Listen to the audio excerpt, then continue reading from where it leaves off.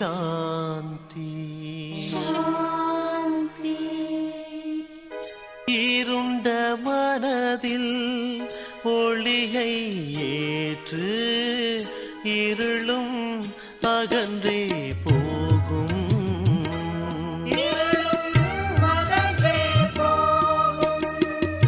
நீயோராத்மா சரீரம் அல்ல, பரமாத்மாவின் செல்வம்.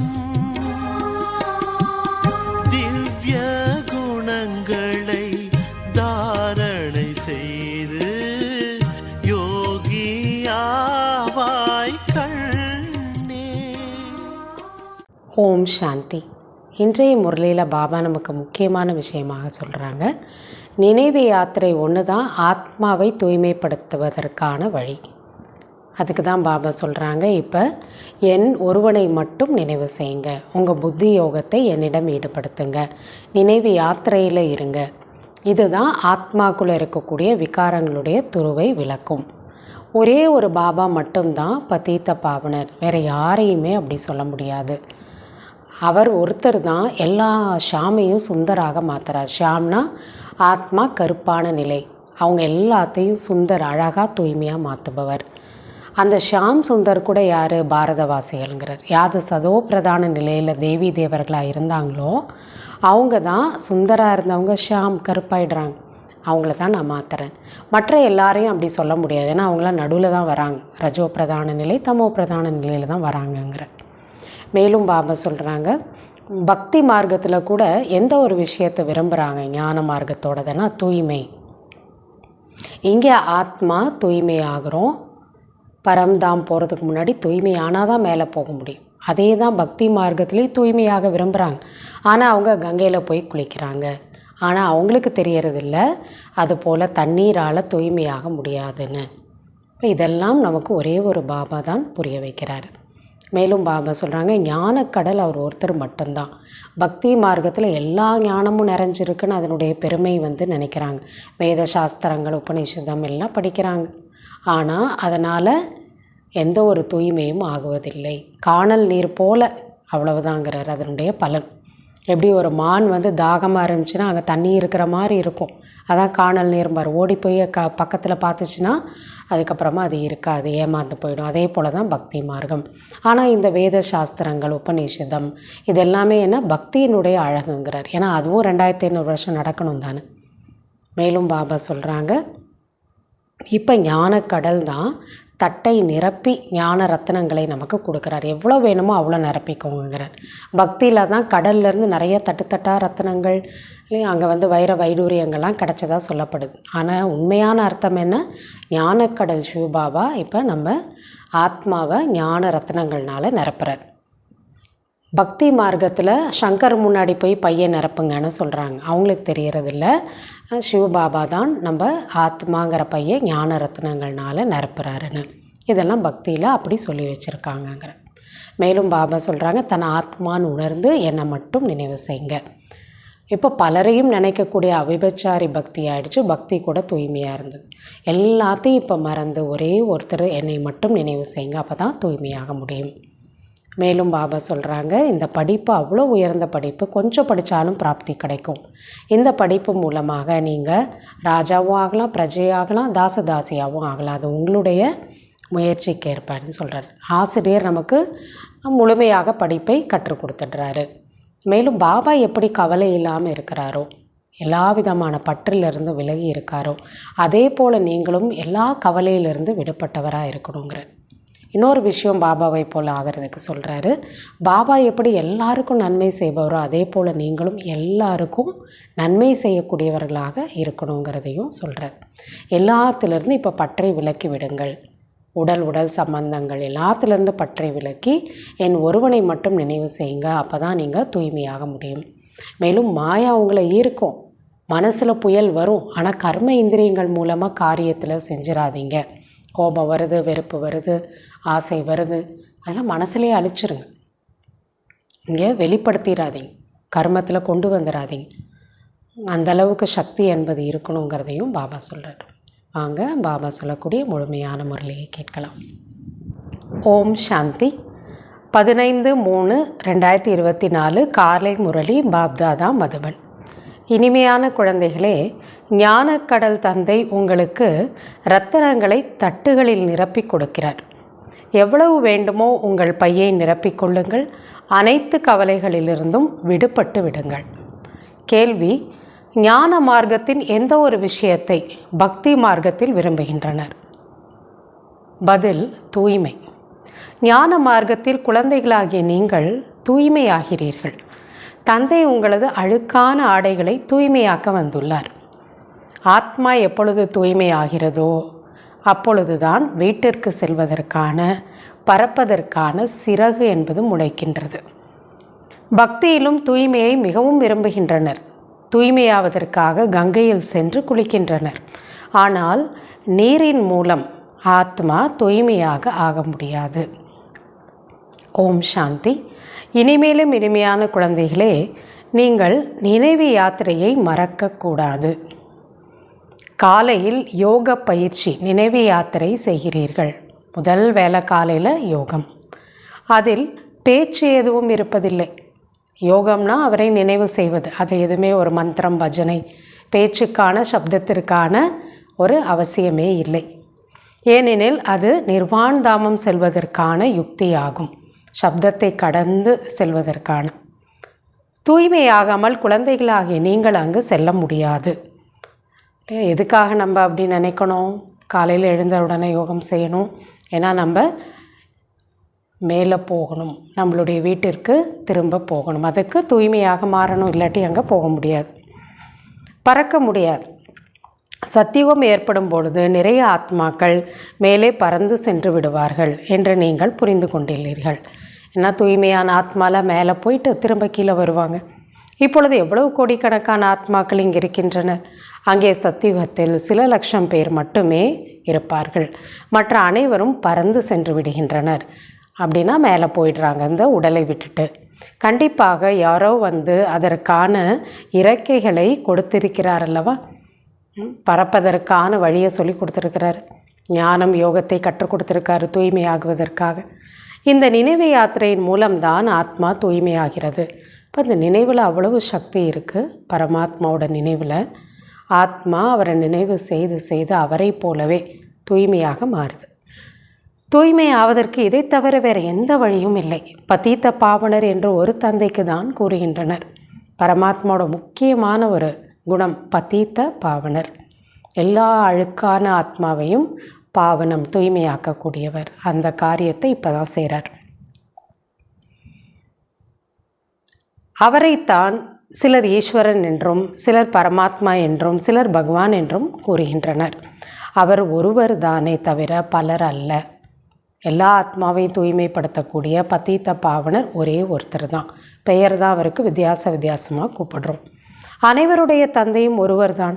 லௌகீக தந்தை ஒவ்வொருவருக்கும் தனித்தனியாக இருக்கிறார், இந்த உடலினுடைய தந்தை. மற்றபடி பாரலௌகிக தந்தை, ஆத்மாவினுடைய தந்தை அனைவருக்கும் ஒருவர் தான். அந்த ஒருவர் வரும்பொழுது அனைவருக்கும் சுகத்தை கொடுத்து விட்டு செல்கிறார். அதுவும் அளவிட முடியாத சுகத்தை. பிறகு சுகத்தில் அவரை நினைவு செய்வதற்கான அவசியம் இல்லை. சத்தியுகத்தில் எல்லா ஆத்மாவும் சுகமாக இருப்பாங்க. அதனால் அங்கே கடவுளேன்னு அங்கே நினைக்க மாட்டோம். அதுவும் கடந்து போய்விட்டது. சத்தியுகம் போயிடுச்சு. இப்பொழுது தந்தை கடந்த காலம், நிகழ்காலம், எதிர்காலம் இதனுடைய ரகசியத்தை புரிய வைக்கிறார். என்ன கடந்து போனது, கடந்து வந்தோம், இப்போ என்ன திரும்ப வரப்போகுது, எல்லாம் புரிய வைக்கிறார். இந்த கல்ப விருட்சத்தின் கடந்த காலம், நிகழ்காலம், எதிர்காலம் மிக சுலபமானது. இதை புரிஞ்சுக்கலாம். விதையிலேருந்து ஆரம்பித்து எப்படியெல்லாம் வளர்ந்தது, விதையிலிருந்து எப்படி மரம் வருகிறது என்பது உங்களுக்கு தெரியும். பிறகு விருத்தி அடைந்து கடைசியில் முடிவு வந்து விடுகிறது. இதைத்தான் ஆதி, மத்திய, அந்திம் என்று சொல்லப்படுகிறது. ஆரம்பம், நடு, அதுக்கப்புறம் முடிவு. இது பலதரப்பட்ட தர்மங்களின் மரமாக இருக்கின்றது. இந்த மனித சிருஷ்டியோட மரத்தில் பல தர்மங்களை சேர்ந்தவர்கள், பல தர்மத்தை பின்பற்றக்கூடிய ஆத்மாக்கள் இருக்காங்க. பலதரப்பட்ட அம்சங்கள் நிறைந்த மரமாக இருக்கின்றது. ஒவ்வொரு தர்மத்தின் அம்சங்களும் தனித்தனிப்பட்டதாகும். அவங்கவுங்களுடைய பழக்க வழக்கங்கள், அவங்கவுங்களுடைய நம்பிக்கைகள் எல்லாமே தனிப்பட்டதாக இருக்குது. பூக்களை பார்த்தீர்கள் என்றால் எப்படிப்பட்ட மரமோ அதற்கேற்ற போல பூக்கள் இருக்கின்றன. அந்த அனைத்து பூக்களின் அம்சங்களும் ஒரே மாதிரி இருக்கும். ஆனால் இந்த மனித சிருஷ்டியின் மரம் பலதரப்பட்டதாக இருக்கின்றது. ஒரே மரத்தில் ஒரே போல தான் மலர்கள் இருக்கும்.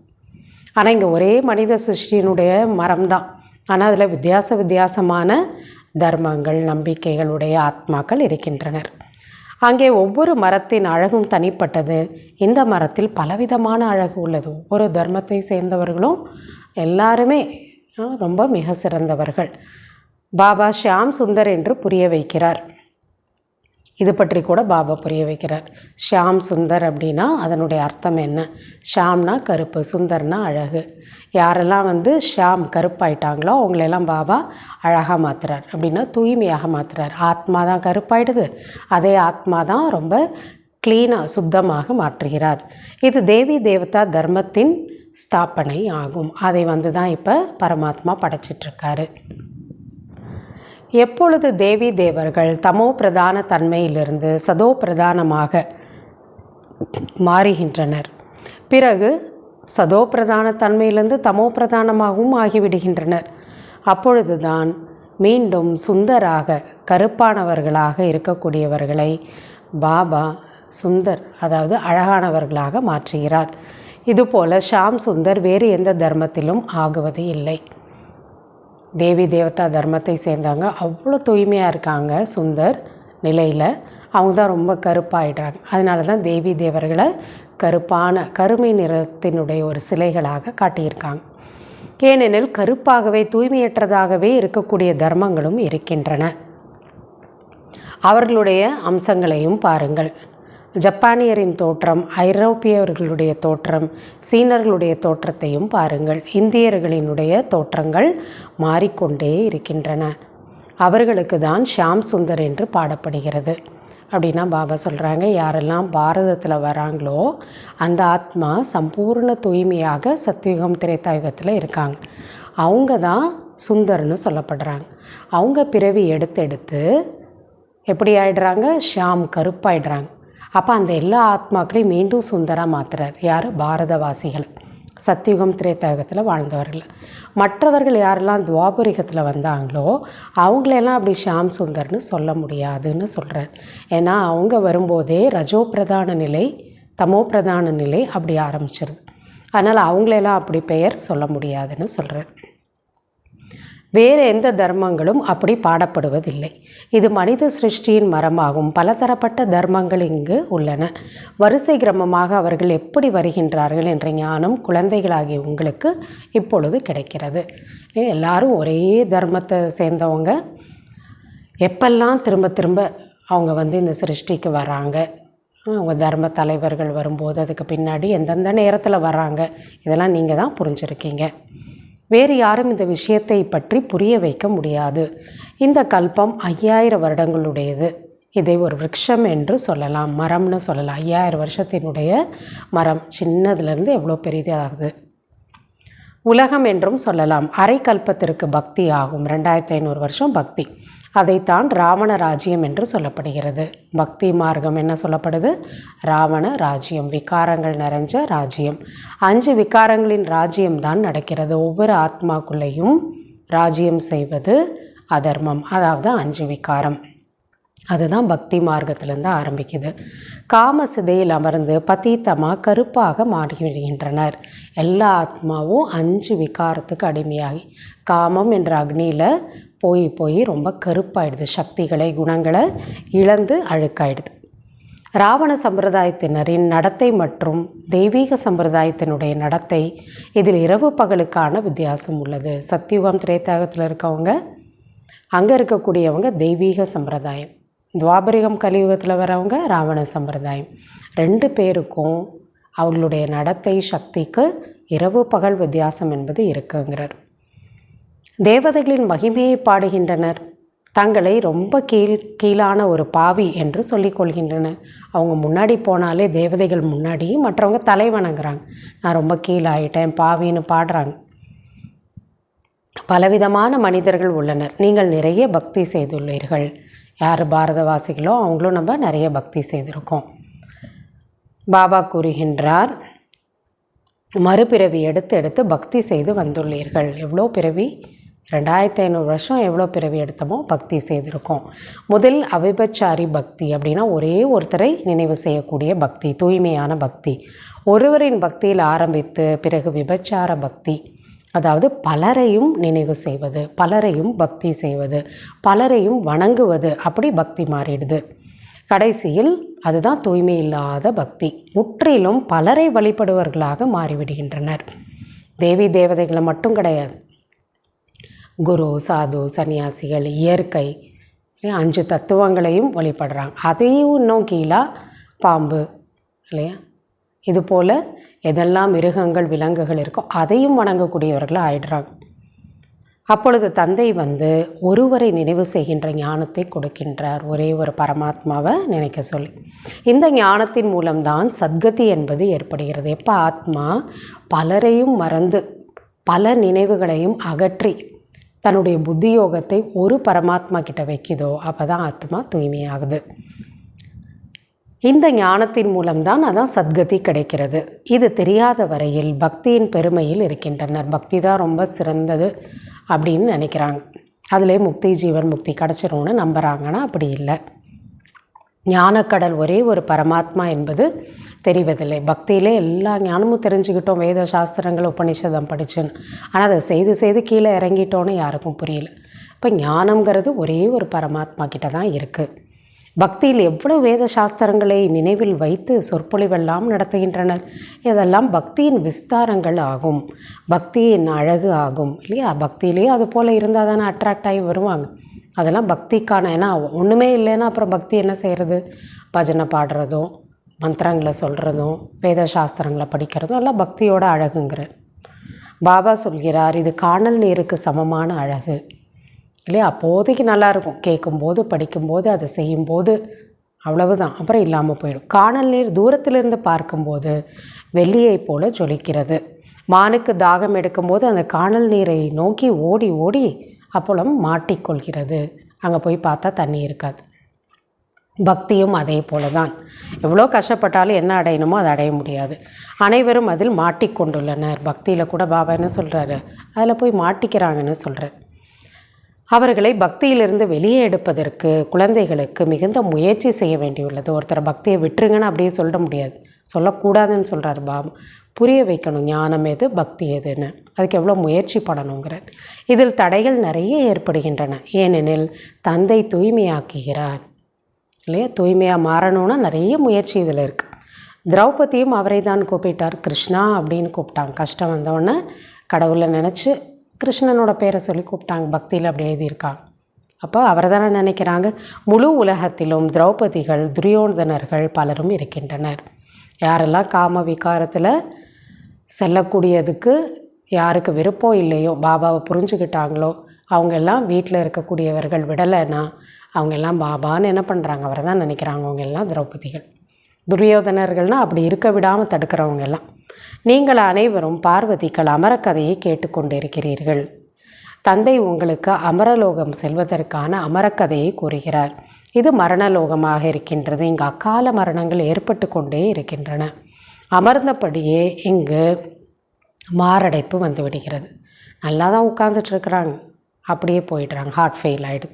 நீங்கள் மருத்துவமனைக்கு சென்று புரிய வைக்க முடியும். இங்கே உங்கள் ஆயுள் குறைவாக உள்ளது, நோய்வாய்ப்படுகிறீர்கள். அங்கே சத்தியுகத்தில் நோயே இருக்காது. ஹாஸ்பிட்டலில் போய் எதை பற்றி பேச முடியும்? நோயை பற்றி பேச முடியும். அப்போ நோயற்ற வாழ்க்கையை பற்றி பேச முடியும், ஆரோக்கியத்தை பற்றி பேச முடியும். அப்போ நோயே இல்லாத ஒரு யுகமும் இருக்குது. அங்கே எந்த ஒரு ஹாஸ்பிட்டலு, டாக்டரு இல்லை எந்த ஒரு ஆப்ரேஷன் கிடையாது. ஏன்னா யாருக்கும் எந்த நோயுமே வராது. அதுதான் சத்தியுகம் அப்படிங்கிறதெல்லாம் நீங்கள் புரிய வைங்கிற பகவானுடைய மகா வாக்கியம். தன்னை ஆத்மா என்று புரிந்து தந்தையாகிய என்னை நினைவு செய்யுங்கள். பிறரிடமிருந்து பற்றுதலை நீக்கிவிட்டால் உங்களுடைய விகர்மங்கள் விநாசமாகிவிடும். முக்கியமானது என்ன? பற்று. என்ன எது மேலே பற்று இருக்கோ புத்தி யோகம் அங்கே தான் போயிட்டே இருக்கும். அதன் பிறகு ஒரு பொழுதும் நோய்வாய்ப்பட மாட்டீர்கள். காலன் உங்களை சாப்பிட மாட்டான். அப்படின்னா காலன்னா என்ன? மரணம். மரணத்தோட துக்கமே உங்களுக்கு இருக்காது. விருப்பத்தோடு உடலை விடுவீங்க. ஆயிலும் நீண்டதாக இருக்கும். அதனால் எல்லா பற்றுதலையும் விலக்கிடுங்க. உடல் சம்பந்தங்கள் மேலே இருக்கக்கூடிய எல்லா பற்றுதலையும் விட்டுருங்க. இந்த தேவதைகளின் ஆயுள் நீண்டதாக இருக்கிறது அல்லவா? 150 வயசு வரைக்கும் இருக்காங்க சத்தியுகம் திரேதாயுகத்தில். பிறகு நீண்ட ஆயுளுடையவர்களாக எங்கே சென்றனர்? அவங்களாம் அப்புறம் எங்கே போனாங்க? மறுபிறவி எடுத்தெடுத்து அவர்களுடைய ஆயுளும் குறைந்து விடுகிறது. தேவி தேவதைகளாக இருந்தவங்க சாதாரண மனிதர்களாக இப்போ ஆயிட்டாங்க, ஆயுளும் குறைஞ்சிடுச்சு. இது சுகம் துக்கத்திற்கான விளையாட்டாகும். இதை யாரும் தெரிந்திருக்கவில்லை. யாரும் இந்த சிருஷ்டிக்கு நடிக்க வந்துட்டாங்க. உயர்ந்த நிலையில் இருந்தவங்க கீழே வந்துட்டாங்க. அப்போ சுகமாக இருந்தவங்க துக்கமாயிட்டாங்க. இதெல்லாம் ஒரு விளையாட்டு நாடகம்.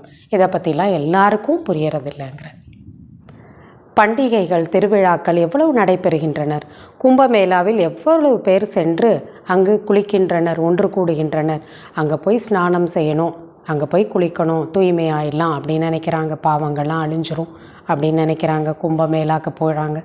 ஆனால் எந்த ஒரு பலனும் இல்லை இல்லையா? குளித்து திரும்பி வீட்டுக்கு வந்தாலும் அதே பாவம் தான் செய்கிறாங்க. அதே தூய்மை இல்லாத நிலை தான் ஆத்மாவுக்கு. நீங்கள் தினமும் ஸ்நானம் செய்கிறீர்கள். நாம் என்ன செய்கிறோம்? தினமும் ஞான குளியல் செய்கிறோம். கடலிலிருந்து தான் அனைத்து இடங்களுக்கும் தண்ணீர் என்பது செல்கின்றது. அனைத்தையும் விட நல்ல தண்ணீர் கிணற்றில் தான் இருக்கின்றது. நதிகளின் குப்பைகள் எல்லாம் இருக்கின்றன. ஒரு நதிக்கு போனீங்கன்னா அது ஓடிட்டே இருந்தால் கூட அது நிறைய குப்பை இருக்கும். கிணற்று தண்ணீர் சுத்தமாக இருக்குது. கிணற்றின் தண்ணீர் இயற்கையாகவே சுத்தமாக இருக்கிறது. ஆகவே அதில் ஸ்நானம் செய்வது மிகவும் நல்லதாகும். முதலில் இந்த பழக்கம் எல்லாம் இருந்தது இல்லையா? கிணத்துல போய் குளிச்சுட்டு வருவாங்க. இப்பொழுது நதிகளுக்கு செல்லும் பழக்கம் ஏற்பட்டு விட்டது. பக்தி மார்க்கத்திலும் கூட தூய்மையை தானே விரும்புகின்றனர். எங்களை தூய்மையாக்குங்கள் என்று பரமாத்மாவை அழைக்கின்றனர். பரமாத்மா அழுக்கான ஆடைகளை சலவை செய்தார் என்று குருநானக் கூட பரமாத்மாவின் மகிமையை பாடியுள்ளார். மலஜலம் நிறைந்த துணியை துவைத்தார் அப்படின்னு சொல்லிட்டு அதில் கூட குருநானக் அந்த அவங்களுடைய தர்மங்கள் என்ன பண்ணியிருக்காங்க, சீக்கிய தர்மத்தில் சொல்லப்பட்டிருக்கு. தந்தை அழுக்கான ஆடைகளை தூய்மையாக்குகிறார் அப்படின்னா ஆத்மா அவ்வளோ அழுக்காயிடுச்சு, அதை தூய்மையாக்குறார். இங்கே தந்தை ஆத்மாவை தூய்மைப்படுத்துகிறார் இல்லையா? அவர் உடலையும் இல்லை ட்ரெஸ்ஸை தூய்மைப்படுத்தக்கூடியவர் கிடையாது. ஆத்மாவில் இருக்கக்கூடிய அழுக்கு விகாரங்களை தூய்மைப்படுத்துகிறார். ஆத்மாவில் எதுவுமே ஒட்டாது என்று புரிந்து கொள்கின்றனர் இல்லையா? நிர்லேப்புன்னு சொல்லிட்டாங்க. ஆத்மாவில் நல்ல கெட்ட சுபாவமோ இல்லை பாவ புண்ணியமோ எதுவுமே ஒட்டாதுன்னு சொல்லிட்டாங்க. அப்படி கிடையாது. எல்லாமே ஆத்மாவில் தான் ஒட்டுது, ஆத்மாவில் தான் பதிவாகுது, ரெக்கார்ட் ஆகுது. இது ராவண ராஜ்யம் என்று தந்தை கூறுகின்றார். இதெல்லாம் புரிஞ்சுக்காமல் இருக்காங்க. நல்லதோ கெட்டதோ சுபாவம் எங்கே இருக்குது? ஆத்மாவில் தான் பதிஞ்சிருக்கு. பாவமோ புண்ணியமோ ஆத்மா தான் அதை ரெக்கார்ட் பண்ணி எடுத்துகிட்டு போகுது. எல்லாமே ஆத்மாக்குள்ளே தான் இருக்குது. சிருஷ்டியின் இப்பொழுது இறங்கும் கலை ஏற்பட்டுள்ளது. முழு உலகத்துக்கும் இப்போ இறங்கும் கலை. ஏறும் கலையில் அனைவருக்கும் நன்மை என்று பாடப்பட்டுள்ளது. இப்போ தான் எல்லாருக்கும் ஏறும் கலை. அனைவரின் சத்கதி ஏற்படுகிறது. எல்லாரும் பரம்தாம் போகிறோன்னா எல்லாருக்குமே சத்கதி தான். ஹே பாபா, உங்களின் மூலம் அனைவருக்கும் நன்மை ஏற்பட்டு விடுகிறது. எல்லா ஆத்மாவும் தூய்மையாகிறதுக்கு பேர் தான் என்ன? சத்கத்தின்னு சொல்லப்படுது. அது இப்போ கலியுக கடைசியில் பரம்தாம் போகும்போது எல்லாரும் தூய்மையாகி போகிறோம். சத்தியுகத்தில் அனைவருக்கும் நன்மை ஏற்படுகிறது. அங்கு அனைவரும் சாந்தியில் இருக்கின்றனர். ஒரே ஒரு ராஜ்யம் இருக்கிறது. அந்த நேரத்தில் மற்ற அனைவரும் சாந்தி தாமத்தில் இருக்கின்றனர். கொஞ்சம் பேர் தான் கீழே இருப்பாங்க. இப்பொழுது உலகத்தில் சாந்தி ஏற்பட வேண்டும் என்று எவ்வளவு தலையை உடைத்து கொள்கின்றனர், முயற்சி பண்ணுறாங்க. நீங்கள் இப்பொழுது கேட்டுக்கொண்டிருக்கும் அமைதியானது உலகத்தில் முன்பு எப்பொழுது இருந்தது? ஏன்னா இருந்தால் தானே திருப்பி அதை பற்றி நினைக்கிறதுக்கு அவசியம். அப்போ நீங்கள் இப்போ அமைதின்னு சொல்கிறீங்கன்னா அது எப்போ இருந்தது என்று அவர்களிடம் கேளுங்கள். கலியுகத்தில் இன்னும் 40,000 வருடங்கள் இருப்பதாக அவர்கள் சொல்கிறார்கள். இன்னும் இவ்வளோ 40,000 வருஷம் கலியுகம் இருக்க போதுங்கிறாங்க. மனிதர்கள் இருளில் இருக்கிறார்கள். கலியுகம் கடைசி மூச்சு விட்டுட்டுருக்குங்கிறார் பாபா. 5000 வருடங்களினுடைய முழு கல்பம் எங்கே? ஒரே கலியுகத்திற்கு 40,000 வருடங்கள் என்று சொல்வது எங்கே? பலதரப்பட்ட கருத்துகள் இருக்கின்றன. பிறவிகளும் 84 பிறவிதான் என்று தந்தை புரிய வைக்கிறார். சத்தியமான விஷயத்தை பாபா புரிய வைக்கிறார்.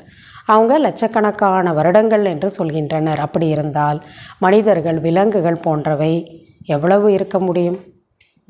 இப்போயே முடியல, பாப்புலேஷன் எவ்வளோ அதிகமாகிடுச்சு. ஆனால் அப்படி எந்த ஒரு சட்டமும் கிடையாது. 84 பிறவிகளும் மனிதர்கள் மனித பிறவியை தான் எடுக்கின்றனர். மனிதர்கள் விலங்குகளாக வேற பிறக்கிறாங்கன்னு சொல்லிட்டாங்க. அப்படியும் இல்லை. மனித ஆத்மா உடலை விட்டால் மீண்டும் மனித ஆத்மாவாக தான் இன்னொரு அம்மாவோட கர்ப்பத்தில் போய் குழந்தையாக தான் பிறவி எடுப்பாங்க.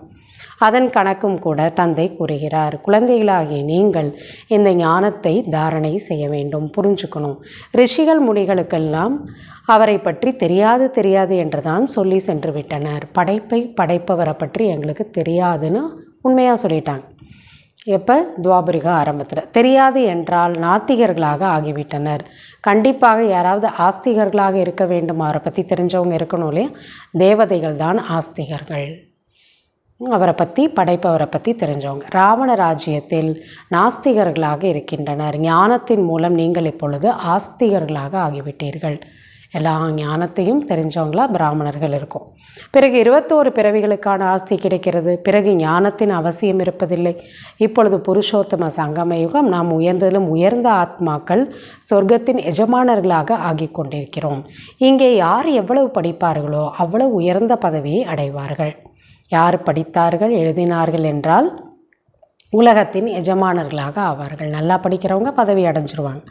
இல்லை என்றால் குறைந்த பதவி உடையவர்களாக ஆவார்கள். ஆனால் அது சுகத்தின் ராஜ்யமாகும், இது துக்கத்தின் ராஜ்யமாகும்.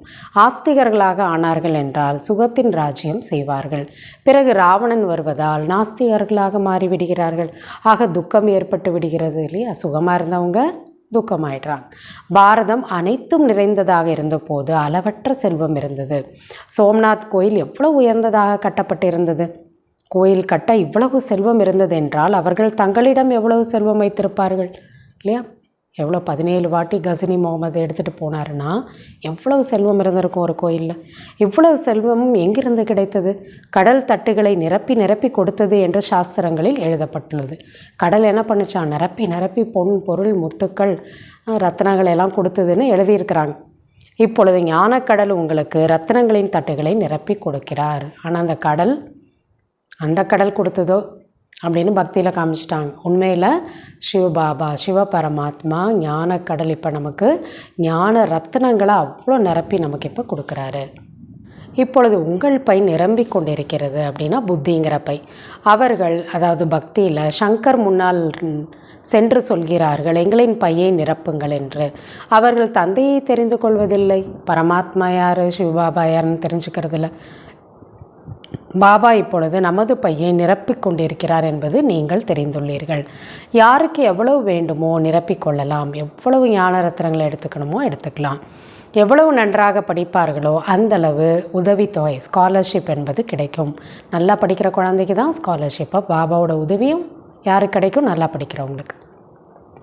விரும்பினால் உயர்ந்ததிலும் உயர்ந்த இரட்டை கிரீடதாரியாக ஆகுங்கள். இல்லை என்றால் ஏழை பிரஜைகளாக அல்லது தாசதாசியாக கூட ஆகுங்கள். டீச்சர் சொல்லி தான் தருவார். எந்த பதவி அடையணும் நீங்கள் தான் டிசைட் பண்ணிக்கணும். நிறைய பேர் பாபாவை விவாகரத்து கொடுத்து விட்டு, அதாவது பாபாவை விட்டு விட்டு சென்று விடுகிறார்கள். இது கூட நாடகத்தில் ரெக்கார்ட் ஆகிருக்கு. இப்படியெல்லாம் நடக்கணும்னு ட்ராமாவில் இருக்குது. அவங்கள கூட குற்றம் சொல்லலை பாபா. பாபா கூறுகிறார், எனக்கு எந்த கவலையும் இல்லை. நானும் கவலைக்கு அப்பாற்பட்டவன். யார் வராங்க போகிறாங்க, பாபா யார் நினச்சி கவலையெல்லாம் படுறதில்ல. அவருக்கு தெரியும் அவங்கவுங்களுடைய அதிர்ஷ்டத்தில் என்ன இருக்குன்னு. அதுக்கெல்லாம் அப்பாற்பட்டவருங்கிறார். உங்களையும் அப்படி ஆக்கி கொண்டிருக்கின்றேன். கவலைகளிலிருந்து நீக்கிய சுவாமி சத்குருவே என்று பாடுகிறார்கள். அந்த சுவாமி அனைவருக்கும் தந்தையாக இருக்கின்றார், ஆசிரியராகவும் இருக்கின்றார். அவரை தான் எஜமானர் என்று சொல்கிறார்கள். நான் உங்களுடைய எல்லையற்ற ஆசிரியராக இருக்கின்றேன் என்று பாபா கூறுகிறார். பக்தி மார்க்கத்தில் நீங்கள் பல ஆசிரியர்களிடமிருந்து பல கல்விகளை கற்கின்றீர்கள். குருவை கூட ஆசிரியர்னு சொல்லி தானே கற்றுக்குறாங்க இல்லையா? பாபா உங்களுக்கு கற்றுக் கொடுக்கும் கல்வி அனைத்தையும் விட தனிப்பட்ட ஞானமாகும். அவர் ஞானக்கடலாக இருக்கின்றார். அவரை அனைத்தும் அறிந்தவர் என்று சொல்லக்கூடாது. அப்படின்னா ஒவ்வொருத்தருக்குள்ளே என்னெல்லாம் நடக்குது அப்படின்னு அந்தர்யாமி எல்லாம் தெரிஞ்சுப்பார், ஒவ்வொரு எண்ணத்தையும் அவருக்கு தெரியும் அப்படின்னு சொல்ல முடியாது. இப்படி நிறைய பேர் சொல்கிறார்கள். நீங்களோ என் மனதில் இருப்பதை தெரிந்திருக்கிறீர்கள். என்னெல்லாம் மனசில் ஓடுதுன்னு ஒவ்வொருத்தரையும் பார்க்க மாட்டார் அவர்.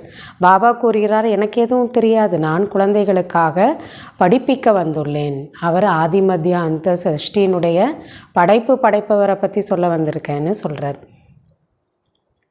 ஆத்மாவாகிய நீங்கள் தன்னுடைய சிம்மாசனத்தில் அமர்ந்திருக்கிறீர்களா? இந்த உடலில் இருக்கீங்க. நான் கூட இந்த சிம்மாசனத்தில் அமர்ந்துள்ளேன், நானும் ஒரு உடலில் வந்திருக்கேங்கிறார். ஆத்மா எவ்வளவு சிறிய புள்ளியாக இருக்கின்றது என்பது யாருக்குமே தெரிவதில்லை. ஆக பாபா கூறுகின்றார், முதலில் ஆத்மாவை புரிந்து கொள்ளுங்கள். ஃபஸ்ட்டு நான் ஒரு ஆத்மா, இந்த உயிர் சக்தி, உடலை நடத்தக்கூடிய சைத்தன்ய சக்தி நான். இதை முதல்ல புரிஞ்சுக்கோங்க. பிறகு தந்தையை புரிந்து கொள்வீர்கள். அப்புறம்தான் பரமாத்மா. பாபா முதலில் ஆத்மாவினுடைய ஞானத்தை தான் புரிய வைக்கிறார். பிறகு தந்தையினுடைய அறிமுகத்தை கொடுக்கிறார். பக்தியில் சாலி கிராமத்தை உருவாக்கி பூஜை செய்து பிறகு அதை அழித்து விடுகின்றனர். சின்ன சின்ன சிவலிங்கங்களை பூஜை செய்கிறாங்க.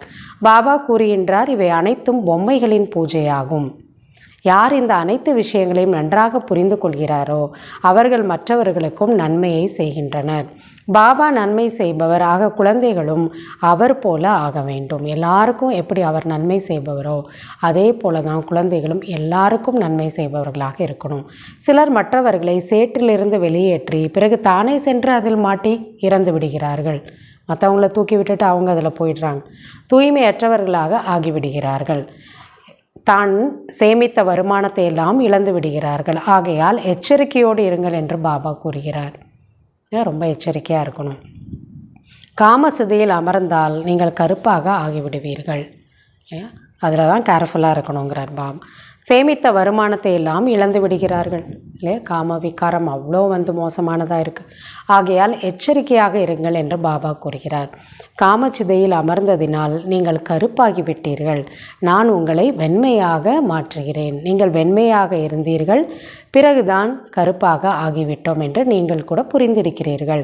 நாம் தான் தேவதையாக இருந்தோம், பிறகு நாம் தான் கீழே இறங்கிவிட்டோம். இல்லை என்றால் 84 பிறவிகளை வேறு யார் எடுப்பார்கள்? நாம் தான் எடுக்கிறோம். இந்த கணக்கை எல்லாம் பாபா புரிய வைக்கிறார். குழந்தைகளுக்கு நிறைய முயற்சி செய்ய வேண்டியதாக இருக்கின்றது. அரை கல்பமாக விஷக்கடலில் விழுந்து இருந்தீர்கள். அதிலிருந்து வெளியேறுவதோ சித்தி வீட்டுக்கு செல்வது போல இல்லை. அவ்வளோ சாதாரண விஷயம் இல்லை. அந்த விஷக்கடல்லிருந்து விலகி தூய்மையாகிறது, பார்க்கடலுக்கு போகிற அளவுக்கு தூய்மையாகிறது சாதாரண விஷயம் இல்லை.